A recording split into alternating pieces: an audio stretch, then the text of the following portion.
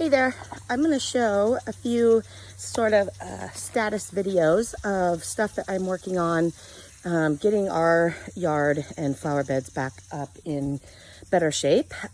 We've kind of ignored our own personal yard this last year, 2 seasons actually, by starting our own garden center and opening up. So I can't stand it anymore. So I'm kind of revamping, and I'm actually doing some testing on certain flowers and perennials and such that grow in our area. I want to see what the deer in our neighborhood eat, what they don't eat. I know I've mentioned it before, but you know, we can all Google and do all of that, but sometimes the deer are just finicky, and so I want to see what our local deer eat and what they leave alone. Okay, so the space I'm working on, again, this is like, imagine this is a house and it's under construction. So that's what you're seeing right now. But I just want to show you what we have. We have just 1 story, whoo, that's cold. 1 story ranch home, and just the thin perimeter flower beds, large lawn, and so we're working on a bunch of different areas here. Right now, I probably should have turned the sprinkler off before I did this, but I just decided to roll off the cuff with these videos, because if I keep stopping and trying to fix stuff, I'll never get the video done. So this flower bed right here is literally a test bed. I want to put the perennials that I like the blooms for, and I just want to see, are the deer going to eat them, or are they going to leave them alone? And so it's not supposed to be matching or anything like that, because I can move these later in the fall, or put different stuff out here later. So I have this lavender. I'm going to pull it out because it's not actually in the bed. But I have these gate panels or fence panels here, only because I wanted to at least get the flowers grown enough before the deer hit them. So I just put those there sort of as a barrier. But I've got spirea, or salvia, I mean, and then a little bit of eucalyptus. I have the purple fountain grass, coneflower echinaceas. These lavenders are ones that have just got hit hard by sun and such, and although we don't want to sell them at the garden center when they're looking like that, they're still great, and the minute I put them in the ground, they're going to be gorgeous. So I'm going to plant those. But I also have a purple smoke bush here that I just love, and I'm going to keep it pruned down real small. But that's what I'm doing. So I'm going to be testing them, and once I get it all in place and I get some pictures of what's here, I'm going to pull those fences down and see what the deer do. I am bringing in this Russian sage and some lavender, because the deer in our area really don't like those, and I'm hoping that a big shrub of it will keep them away from something else, and I just kind of like how that looks and smells myself.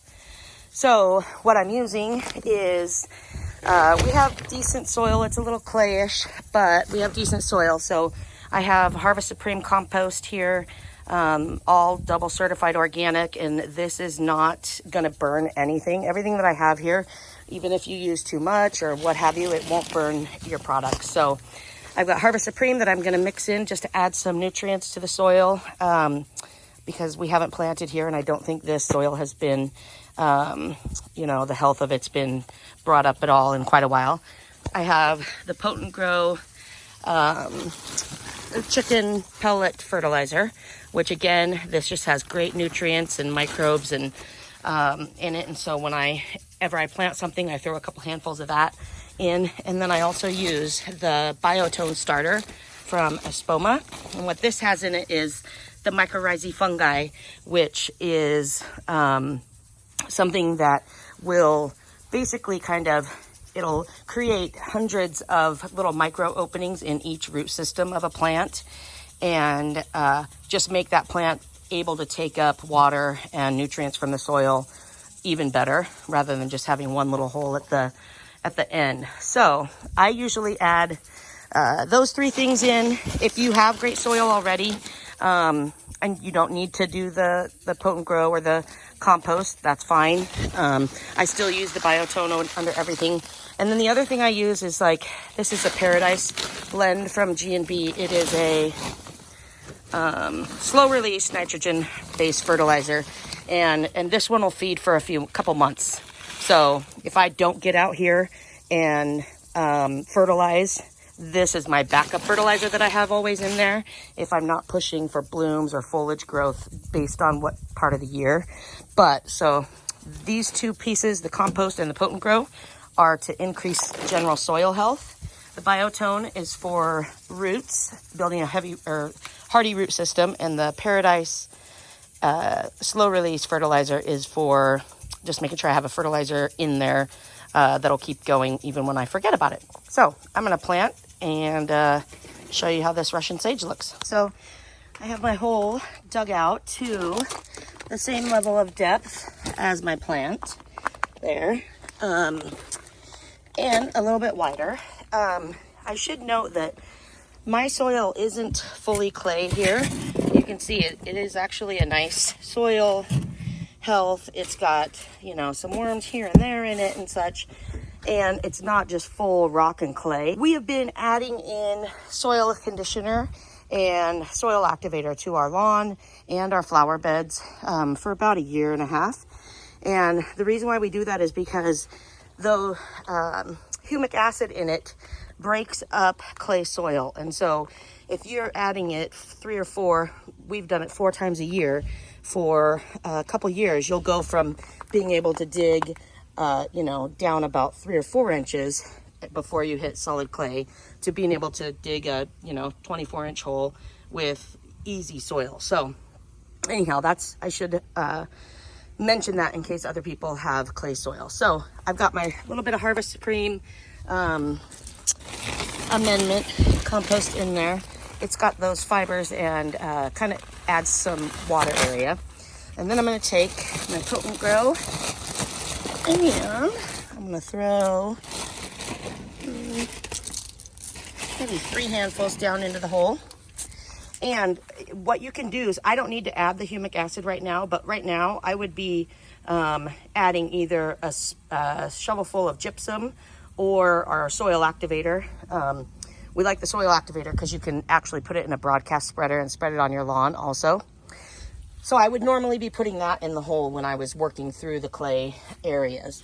And then I'm going to throw a little bit of fertilizer down. And then last, I'm going to put in the Biotone starter fertilizer for the root system. So I'm going to go like that.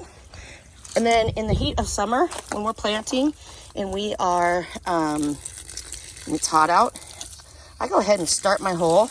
Just let it sit here and fill up for a second with water, because you might as well start with it being watered at the bottom first and then drop your plant in versus trying to push past all that soil once you get it planted. So I'm going to let that run for a second, and then I'm going to drop in my sage. Okay, so now that I have my sage in there, I'm going to go ahead and alternate, sort of make a lasagna between the native soil. You want 50% native soil put back in there, and I'll do 1 layer of that going all the way around. And then I'll put in the Harvest Supreme compost again, and I'll do a layer of that. And then I'll go in and I'll put just 1 more handful of the Biotone, and at the end I'll put the Paradise fertilizer on the top. Okay, so after I've done my little lasagna, that's what it looks like as I'm going to now put it together. So I've got the Harvest Supreme on there, and then this is that Paradise fertilizer. Now, I've left my shovel in here, or I kind of put it back in because I feel like it was leaning a little bit to one side. And so if that happens, you can just use your shovel to dig in, kind of pull that root up. And when you pull that up and lift it, you can cram a little bit of the soil down underneath of that root ball, and now it's level. So the other reason why I did the lasagna, I should say, and why you use, 50% of your native soil is because you don't want to you want to grow a strong root system, and you don't want to make this plant so happy and have the cush life of just this soft aerated soil all by itself at first, because it's not going to grow a root system that pushes through any of your clay soil. So I do 50-50 so that while the roots are young and new and sort of toddlers, I should say, that they're going to get stronger and bigger, and I'm going to feed them well so they've got the strength that when they get to the area, you know, twice as wide outside of that, and they hit that clay soil, they're strong enough to push through it. And otherwise imagine you'd just be leaving them in a plastic pot that they can't break through on their own. So that's why I do it.